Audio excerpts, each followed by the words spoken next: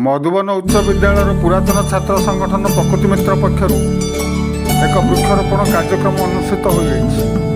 संगठन सभापति सदानंद मल्लिक नेतृत्व में रसुलपुर ब्लॉक कर्ण पंचायत नुआहाट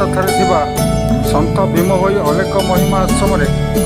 नड़िया गुआ आंब पणस बउल अर्जुन चाकुंडा प्रभृति फल जातीय चारा रोपण कर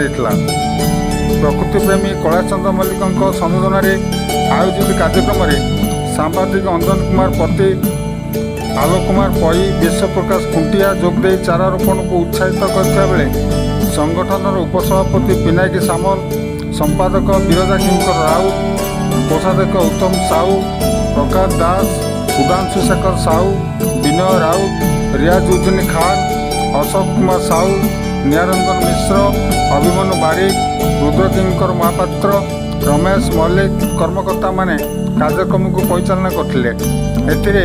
आश्रमर पुरोधा संतोष कुमार मल्लिक सत्यानंद विश्वाल दीनबंधु मल्लिक प्रफुल्ल मल्लिक रंजन मल्लिक अरुण कुमार साहू श्रीधर साहू प्रमुख ग्रामवासी माने उपस्थित रही सहयोग करते। ब्यूरो रिपोर्ट अधिकार न्यूज।